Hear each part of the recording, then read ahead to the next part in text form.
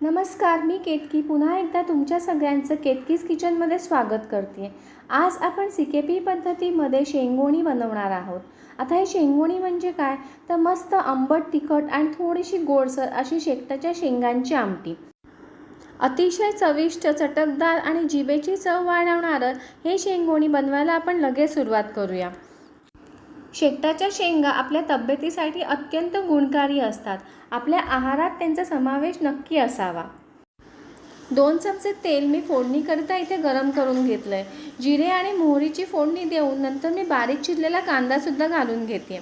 हा कांदा आपल्याला मीडियम हाय फ्लेमवर व्यवस्थित परतून घ्यायचा आहे. कांदा छान असा सवताळून झाला की नंतर आपण भांड्यावर झाकण ठेवून तो वाफेवर शिजवून घेणार आहोत. कांदा वाफेवर छान मऊ शिजेपर्यंत आणि त्याचा कच्चा फ्लेवर जाईपर्यंत आपल्याला तो व्यवस्थित परतून घ्यायचा आहे. आता जोवर आपला इथे कांदा शिजतो तोपर्यंत आपण वाटण्यासाठी लागणारं साहित्य पाहून घेऊया. इथे मी साधारण एक लहान वाटी ओलं खवणलेलं खोबरं, नंतर 7-8 लसणाच्या पाकळ्या आणि 1 चमचाभर जिरे घेतलेत. थोडंसं पाणी घालून मिक्सरमध्ये आपल्याला त्याचं बारीक वाटण तयार करायचं आहे. हा पहा, आपला कांदासुद्धा इथे परतून तयार आहे. आता आपण त्याच्यामध्ये शेंगा घालून घेऊया. शेंगा स्वच्छ धुवून त्याचं बाहेरचं जाडसर साल काढून मी या पद्धतीने त्याचे तुकडे करून घेतले आहेत. शेंगा घालून झाल्यावर मगाशी केलेलं वाटण आपल्याला घालून घ्यायचं आहे. त्याच्या मागोमाग हळद, हिंग आणि लाल तिखट घालून घेणार आहोत. आपल्या ठेवणीतलाच लाल मसाला मी इथे वापरलेला आहे. आता सगळे पदार्थ व्यवस्थित मिक्स करून घेऊया आणि नंतर थोडं पाणी घालून घेऊया.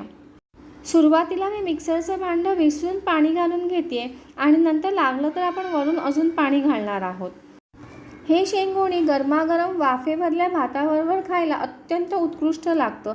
तसंच चपातीबरोबर किंवा भाकरी कुस्करून खायलासुद्धा खूप उत्तम लागतं.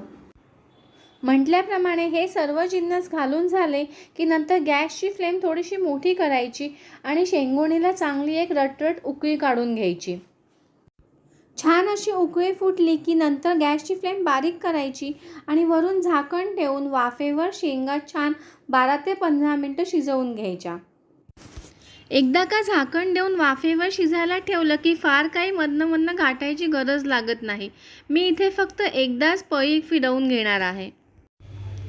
अजून काही आपल्या शेंगा इथे शिजलेल्या नाही आहेत, त्यामुळे जरा घाटून झाल्यानंतर मी पुन्हा झाकण देऊन त्या शिजण्याकरता ठेवते. इथे झाकण ठेवताना एक गोष्ट लक्षात ठेवायची की झाकण पूर्ण बंद करायचं नाही.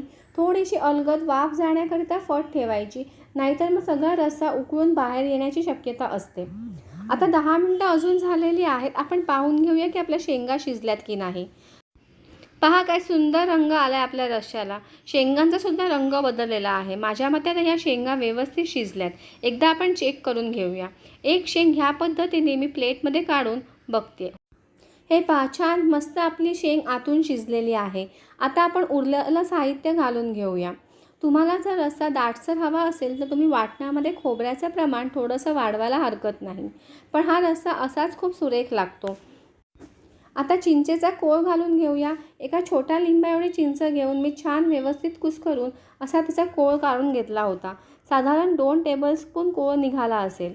त्यानंतर गूळ घालून घेऊया आणि चवीप्रमाणे मीठ घालून घ्यायचे. कुठलीही आमटी किंवा कुठलाही पदार्थ शिजवताना एक गोष्ट लक्षात ठेवायची, ती म्हणजे आंबट पदार्थ नंतर घालायचे, नाहीतर मग आपला पदार्थ शिजायला वेळ लागतो. म्हणूनच इथे आपल्या शेंगा व्यवस्थित शिजल्यानंतर मी चिंचेचा कोळ घातला होता. आता पाणी घालून कन्सिस्टन्सी ॲडजस्ट करून घेऊया आणि छान अशी एक उकळी काढून घेऊया. गूळ व्यवस्थित विरघळला की आपलं इथे शेंगोणी सर्व करायला तयार आहे. गरमागरम चपातीबरोबर किंवा भाकरी कुस्करून तर हे अगदी उत्तमच लागतं. गरमागरम भाताबरोबर सुद्धा शेंगोणी खाण्याची मजा काही औरच आहे. मग कशी वाटली आजची शेंगोणीची रेसिपी? व्हिडिओ आवडला असल्यास तो लाईक आणि शेअर करायला विसरू नका. आणि अशा छान मस्त चटकदार रेसिपीसाठी केतकीज किचनला सबस्क्राईब करून घ्या. पुन्हा भेटूया आपण अशीच एक नवीन रेसिपी घेऊन. तोपर्यंत नमस्कार.